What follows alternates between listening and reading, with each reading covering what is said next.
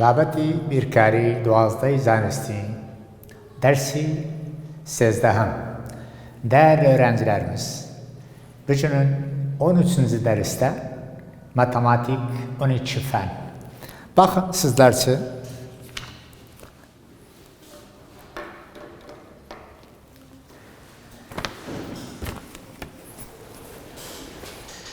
altıncı bölüm ikinci kısmına geçelim.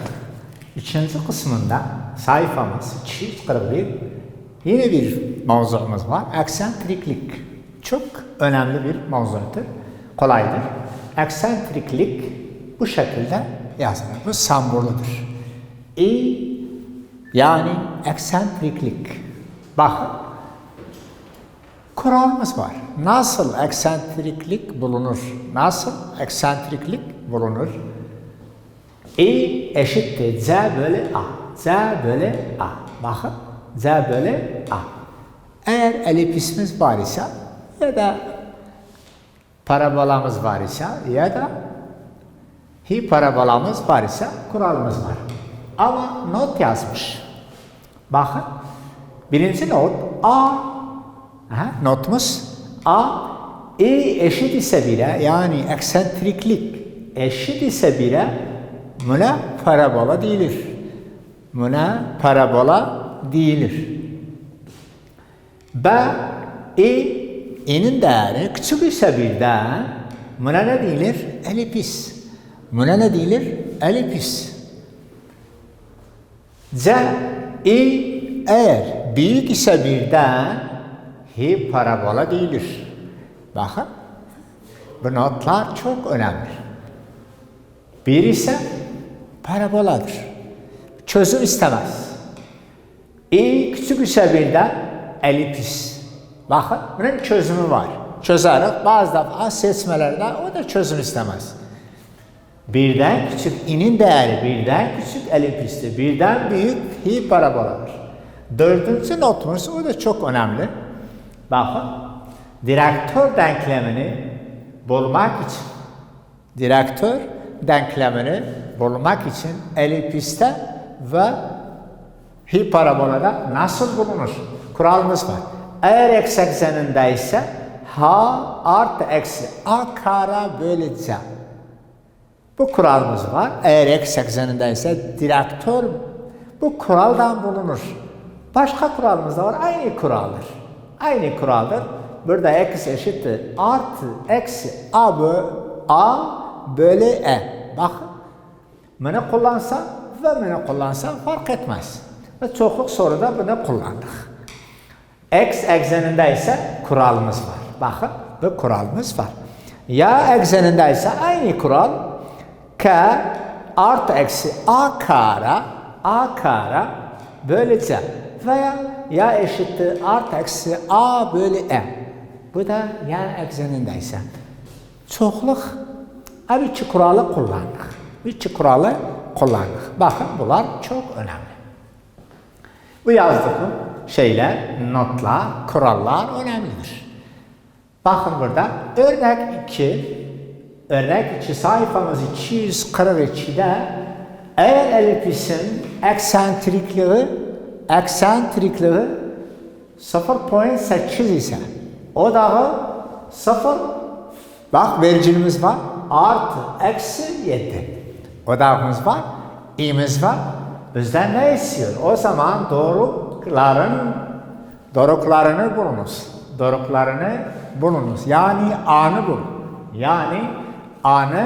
Bakın doruklarını bulunuz. Yani bakın bu noktanı bulunuz. Yani 0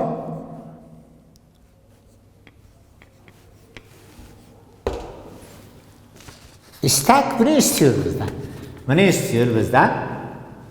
A'nı istese A'nı toparlar. Nokta istese bu da olur. Nokta buna göre. Bakın artı eksi k tarafındadır. Biz de bunu bu şekilde yaparız. Yani bakın burada 7'ye burada c. 7'ye c'nin değeridir. Dikkat verin.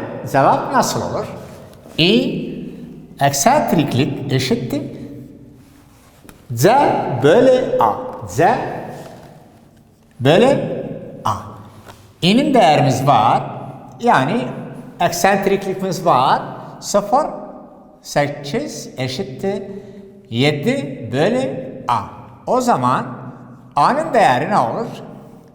7 bölü 0, 8 eşittir neye? Bakın. Bir hesap makinesiyle bulunur. 8, 75. Bakın. Bu da A'nın değeri ne kadar olur? 7. A'nın değeri 7 bölü 0.8 eşittir neye? 8 tam sayı 75.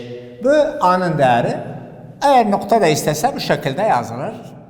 Artı eksi 8 75. Bakın dikkat verin. Dikkat verin. Bunu soruda vermiş. Bunu da vermiş. Bunu istiyor. Ama bazı soruda bunu vermiş. Bunu da vermeni istese aynı kuralı kullansın. O zaman C böyle A'nı bulasan bu da bu şekilde sorumuzun cevabı bu şekilde olur. Bakın sorular bu bölümde nasıl yani 6. bölüm 2. kısmında nasıl sorular gelir? Nasıl sorular gelir? Bazı soruları sizler için yazarız, çözeriz. Bu bölümde çok önemli bölüm. Sorumuz var. Soru. Bakın nasıl soru sınavlarda gelir. Soru. Hiperbolanın eksentrikliğini bulunuz. Bakın nasıl? Hiperbolanın eksentrikliğini yani I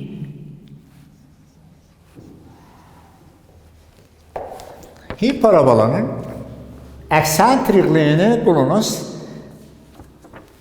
Eğer 9 x kare eksi 16 y kare eşittir ne kadar? 144. Bir de 144. Ne istiyor bizden? Ne istiyor bizden? Ne istiyor? Bakın ne istiyor? Sorumuzun istek nasıl? Ne istiyor?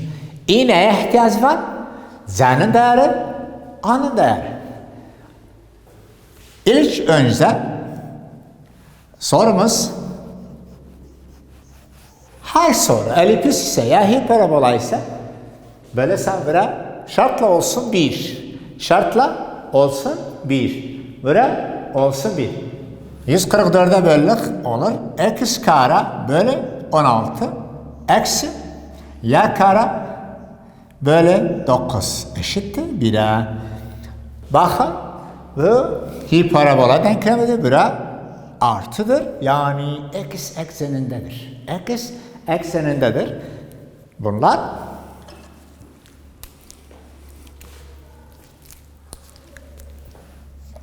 A kare bu da B kare. Nasıl Z'ni bulalım? Z eşittir. Z eşittir. A kare artı B kare karekök eşittir. 16 artı 9 eşittir neye? 25. 25'in de kökü ne olur? 5. O zaman Z'nin değeri nasıl? 5. Z'ni bulduk. Z'ni bulduk. Ama A karemiz var 16'dır. O zaman dikkat verin. A kare eşittir 16. A'nın değeri ne olur? 4 olur. A'nın değeri olur 4. O zaman eksentriklik nasıl bulunur? C bölü A eşittir. Z'nin değeri ne kadar? Z'nin değeri 5. Bu da 5. Böyle A'nın değeri ne kadar? 4. Bu da 4. Bu da 4. 5 bölü 4. 5 bölü 4.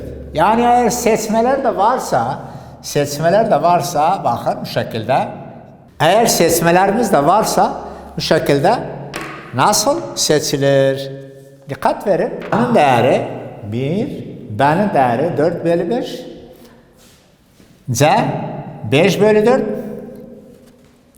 D 5. Bakın, dikkat verin. Bak nasıl seçilir? Bu yanlış. Eşittir neye? I eşittir 1. Yani parabola. Bu yanlış. 4 bölü 5 yani birden küçük. Bu da elipis. Bu parabola. Bu parabola. Bakın. Bu parabola. Bu yanlış. Bu birden küçük. Çünkü 4 küçüktü 5'ten yani birden küçük. Bu da ne olur? Bu da yanlış. Bu da elipis. Bakın nasıl seçilir? A, B yanlış. Çünkü bu parabola, bu elipis. Sorumuzdan çıkıp hiparabolamız var. Gerek birden büyük ise, birden büyük. Bu birden büyük, bu da birden büyük. O zaman Z ile D arasında çözdük. Hangisi doğrudur? Z. Bakın. Hangisi doğru olur? Z doğrudur. Bu şekilde seçilir. Bakın bu sorular ne benzeyen sorular aynı yoldan çözülür. Dikkat verin.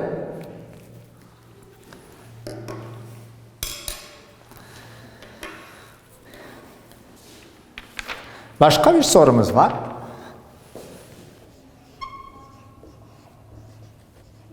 Soru. Parabolanın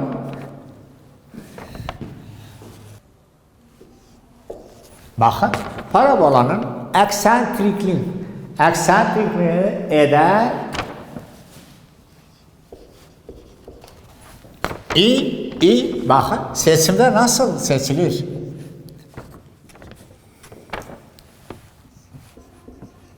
B 2'dir, C 1'dir, D 0'dır. Bakın çok önemlidir bunlar. Parabolanın i eder. Hiçbir denklem vermemiş. Bak nasıl seçilir? A 1 bölü 2, B 2, C 1, D 0. Birden küçüktür. Yani elipis. Bizim neyimiz var? Parabola. Yani A yanlış. Bakın. A yanlış. Çünkü elipis. İ'nin değeri birden küçük ise yani elipis. B 2 yani birden büyük. İ'nin değeri birden büyük ise yani hiparabola. Yani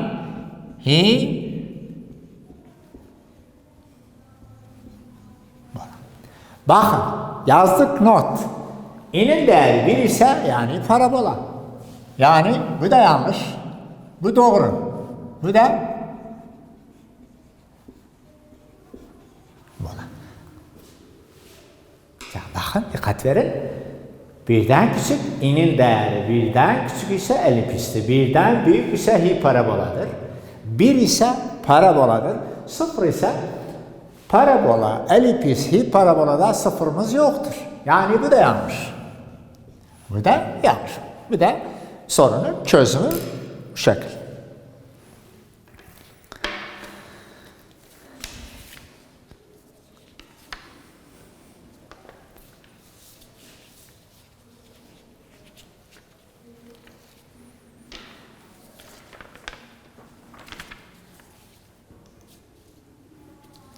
Bakın, başka sorularımız da var.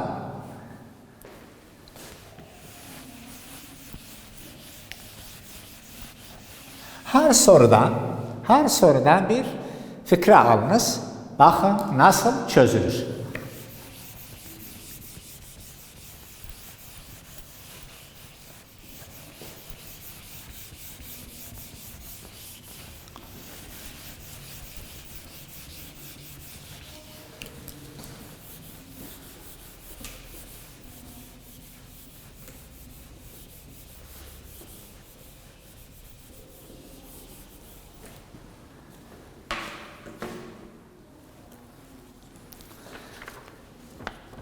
Sorumuz var, soru. Sonra elipiz denklemini bulunuz.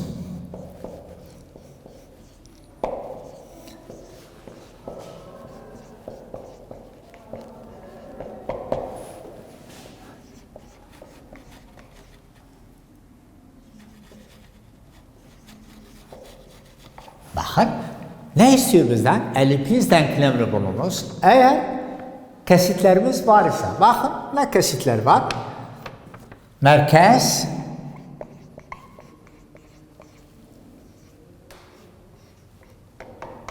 orijin,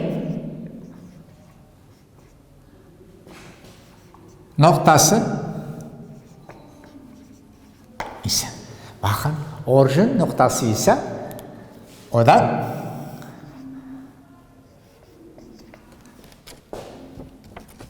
o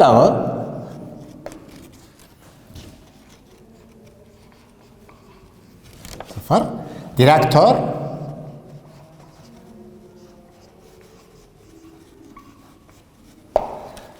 x eşittir eksi 16. Dikkat verin. Buna benzeyen sorular bu şekilde çözülür. Buna benzeyen sorular bu şekilde çözülür.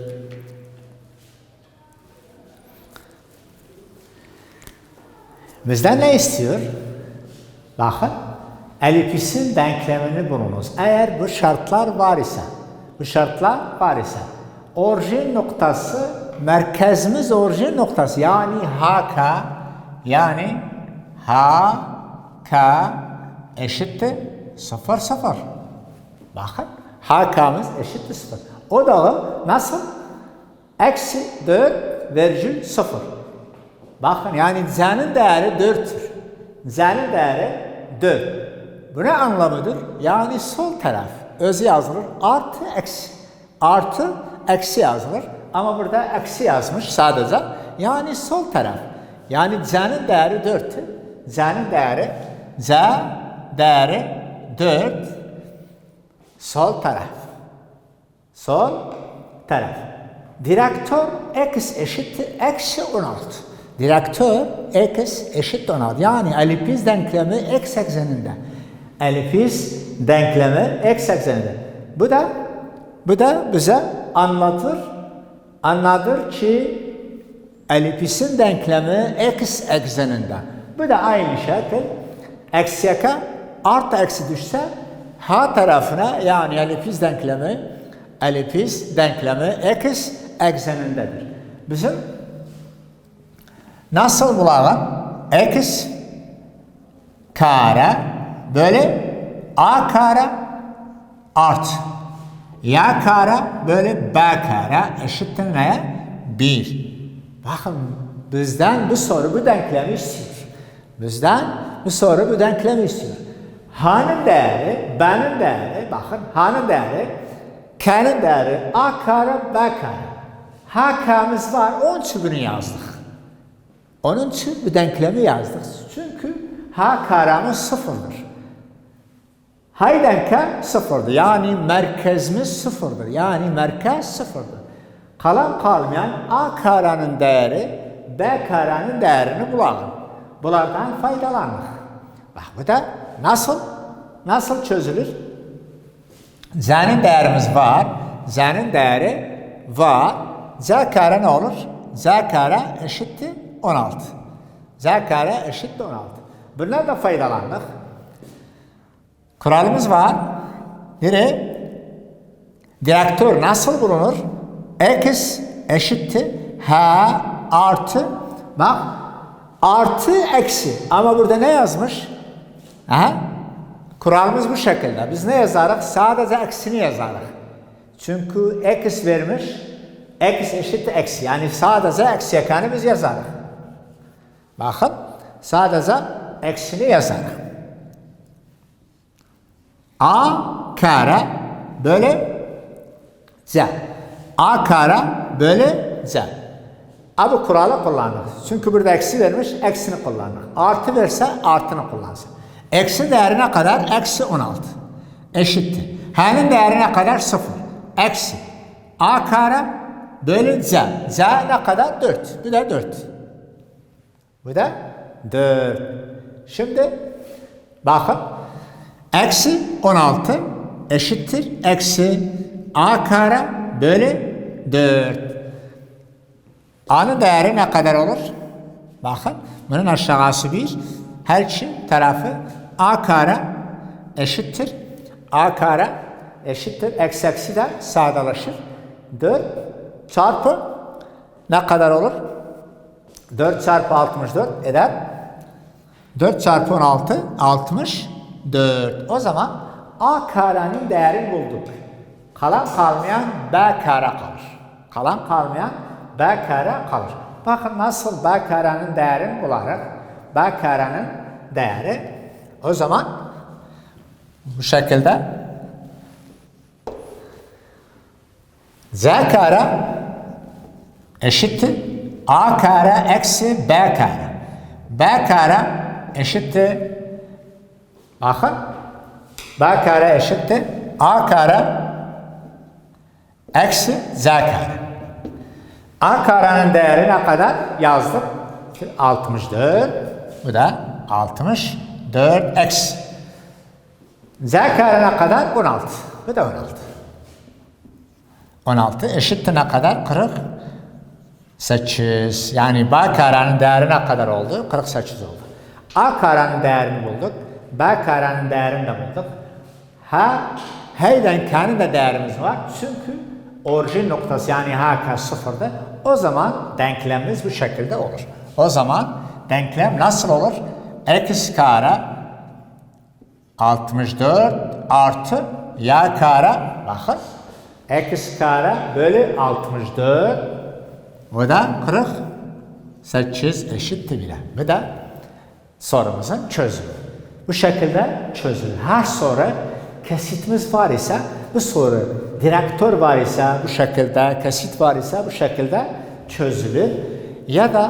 Ya da seçimler var ise daha kolay olur. Seçimler var ise daha kolay olur. Bu da sorunun çözümü. Sorular çok kolaydır. Ama biraz tekrar ediniz. Biraz tekrar ediniz.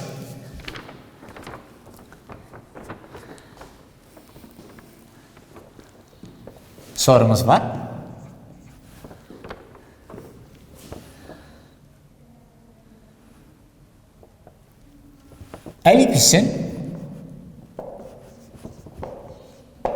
Elipsin direktörünü bulunuz.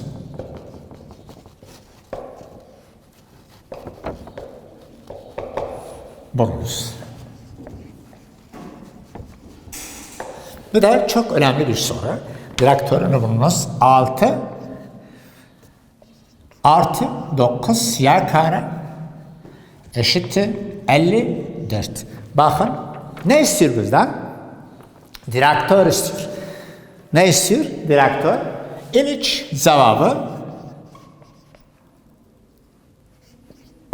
cevap nasıl olur? Bakın dikkat verin.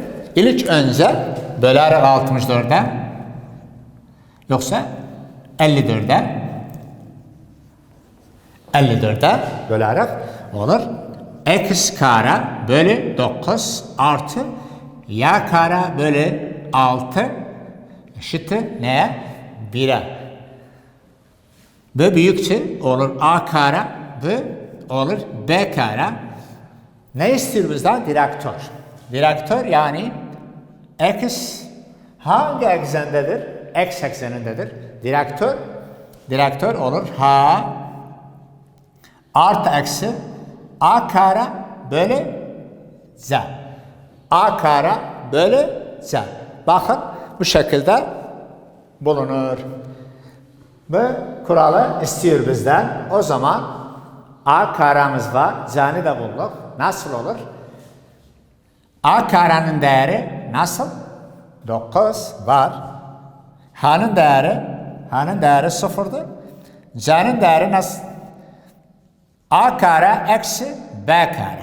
Kare kök eşittir. A kare ne kadar? Ve 9 eksi b karenin 6 eşittir 3. Bakın Z'ye ihtiyacımız var. Z'ni bulduk. A karemiz de var. O zaman O zaman direktör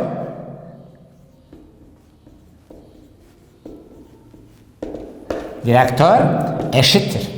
Yani x eşittir. H'nin değeri sıfırdı. Bak 0 artı eksi. A karemiz ne kadar? 9.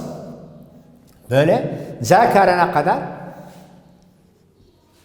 X eşittir artı eksi 9 çarpı karekök 3. Yukarı aşağını çarpı ederek, karekök 3 karekök 3 eşittir 9 karekök 3 bölü 3. Bu da sadeleşir bununla. Bu da o zaman ne kalır burada? Artı eksi 3 karekök 3. Bu da direktörün değeri bu şekilde olur. Dikkat verin. Bu sorular çok önemli. Elipsis ise yani parabola ise aynı yoldan çözülür. Yani başka sorular buna benzeyen bir defa bunu tekrar ediniz. Çok şeyler alıştınız. Elipsin direktörünü bulunuz. Bu denklemi var. Bölük 54'e çünkü dedik burada şartlar da 1 olsun. Burada 1'di. Bu denklem çıktı. X kare bölü 9 artı y kare bölü 6 eşittir 1. Bu olur a kare, bu olur b kare. Bizden ne istiyor? Bunu istiyor. Bakın. İstek, sorunun isteki budur. H artı eksi a kare bölü c. A kare ne kadar? 9. H'miz 0'dı. C'ni de bulduk. Karekök 3 çıktı. O zaman bu kuralı kullandık. H yerine 0 artı eksi 9 bölü karekök 3. Yukarı aşağını çarpı ederek karekök 3'e. Karekök 3'e 9'dan bakın 9'dan 3 sadeleşir 3 kalır. Yani son cevabımız artı eksi 3 karekök 3. Bu ne değildir? Bakın o zaman x eşittir artı eksi 3 karekök 3. Bu da direktörün cevabı. Seçimde bunu seçelim. Burada canlı. Dersimizin sonuna hoşça kalın.